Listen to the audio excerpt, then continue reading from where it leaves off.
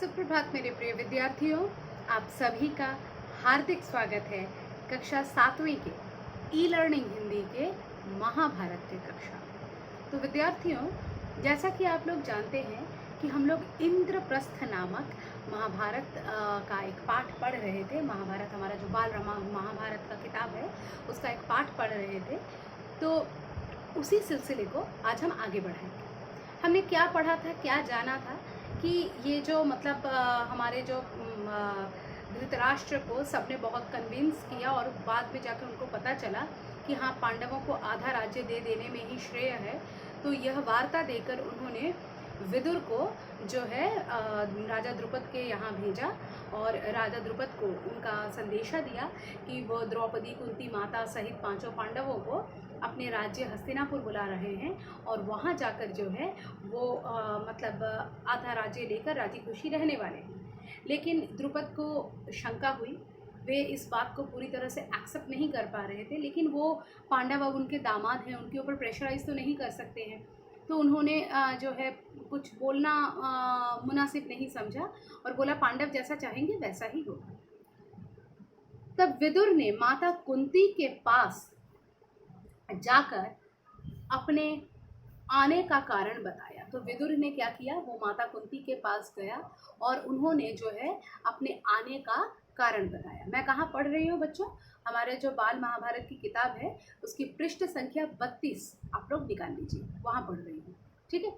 तो जाकर जो अपना कारण बताया। फिर विदुर ने क्या किया, पहले तो राजा द्रुपद के वो अतिथि थे, राजा द्रुपद को बताया। उसके बाद जाकर के जो है माता कुंती को बताया कि वे किस कारण यहाँ आए।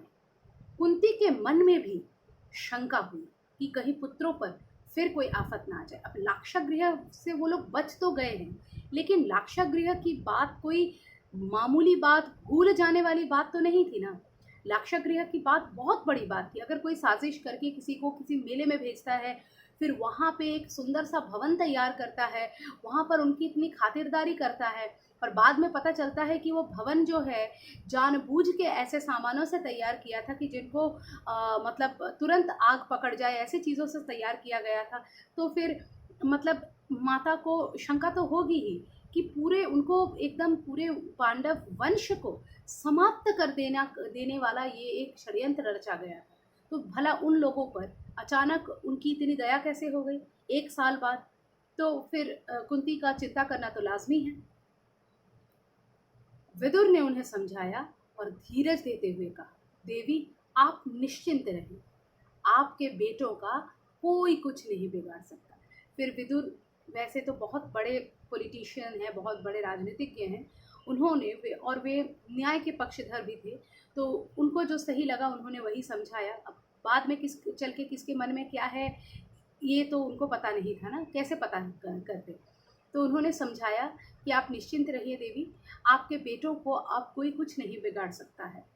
वे संसार में खूब यश कमाएंगे और मैं उन्हें आशीर्वाद करता हूँ, वो संसार में खूब यश कमाएंगे, बहुत नाम करेंगे और विशाल राज्य के स्वामी बनेंगे। आप सब बेखटके हस्तिनापुर चलिए और वो एक विशाल राज्य के स्वामी बनेंगे, उसकी स्थापना करेंगे। आप बेखटके बिना मन में कोई जो है टेंशन रखे आप हस्तिनापुर चलिए। आखिर द्रुपद राजा ने भी अनुमति दे ही दी और जब सभी राजी हो गए तो राजा द्रुपद ने भी उनको आज्ञा दी। अब विदुर के साथ कुंती, द्रौपदी समेत पांडव हस्तिनापुर को रवाना, सब मिलकर हस्तिनापुर के लिए निकल पड़े। उधर हस्तिनापुर में पांडवों के स्वागत की बड़ी धूमधाम से तैयारियां होने लगी।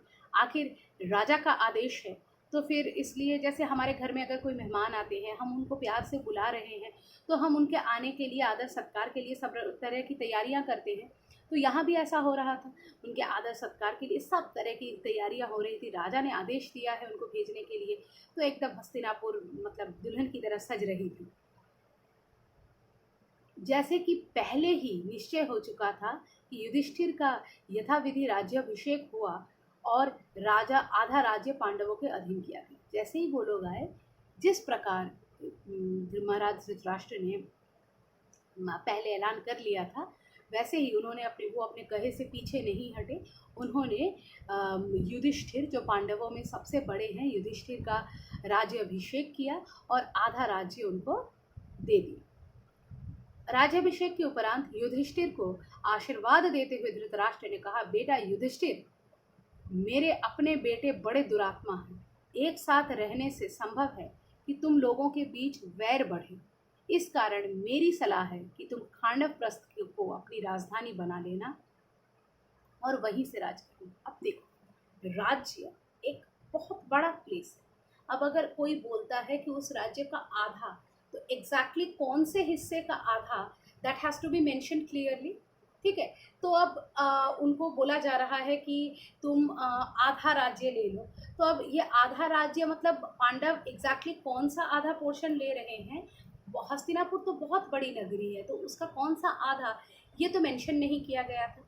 तो इसी बात को क्लियर करते हुए धृतराष्ट्र कहते हैं कि मेरे अपने बेटे दुरात्मा हैं, वो तो काम से गए, उनका तो संस्कार ही ठीक नहीं है, वो तो बिल्कुल ही अच्छे नहीं हैं, वो अच्छा बर्ताव करने वालों में से नहीं हैं।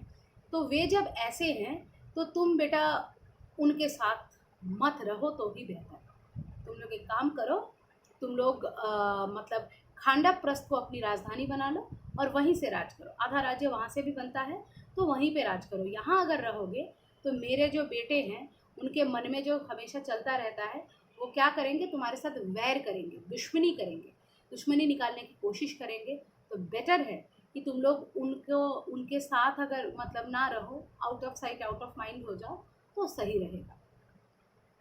खांडवप्रस्थ वह नगरी है जो पुरु, नहुष एवं ययाति जैसे हमारे प्रतापी पूर्वजों की राजधानी रही है। बोला खांडवप्रस्थ एक ऐसी राजधानी है जो कि हमारे पूर्वजों की राजधानी है।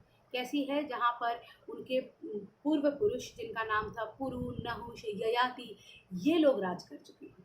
लेकिन अभी यहाँ पे आपकी किताब में शायद लिखा नहीं है, लेकिन यहाँ पे आपका प्रश्न ये होना चाहिए कि मैम फिर अगर ऐसी ही बात है तो धृतराष्ट्र अपने बच्चों के सहित, आई मीन कौरवों के सहित, वहाँ पे उन्होंने अपना राज्य क्यों नहीं बनाया? There is a point behind it. हो सकता है ये मतलब धरती बहुत प्रतापी है, उनके वंश के लिए बहुत मायने रखने वाली है, लेकिन काफ़ी समय से व्यवहार नहीं करके ये मिट्टी पूरी बंजर हो चुकी थी। वहाँ पर लोग बसने की सोच ही नहीं सकते थे। लोग तो क्या, वहाँ पर जानवर भी नहीं थे। हाँ, वो उनके राज्य का हिस्सा था, सब कुछ बात सही है, लेकिन वो जो है बिल्कुल ही मतलब राज करने के लायक तो छोड़ो, रहने योग्य भी जगह नहीं बची।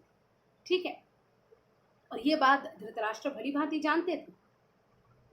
बोला ये हमारे वंश की पुरानी राजधानी है। बिल्कुल सही बात है। खांडवप्रस्थ को फिर से बसाने का यश और श्रेय तुम्ही को प्राप्त है। और अगर तुमने ये जो खांडवप्रस्थ, जो कि एक तरह से खंडर हो गया है, इसको तुम फिर से बसाओगे तो इसका श्रेय तुम लोगों पर ही जाएगा कि हाँ, पांडवों ने आकर के खांडवप्रस्थ को दोबारा से रहने योग्य बनाया। समझ गए आप लोग क्या चल रहा है? कुछ देकर भी ना देने जैसी ही बात हुई, लेकिन चलिए कुछ तो दिया आपने, घर तो वापस आ पाए वो लोग। तो आज के लिए मुझे इजाज़त दीजिए। आज के पाठ में इतना ही, फिर मिलते हैं अगले कक्षा में। तब तक के लिए धन्यवाद।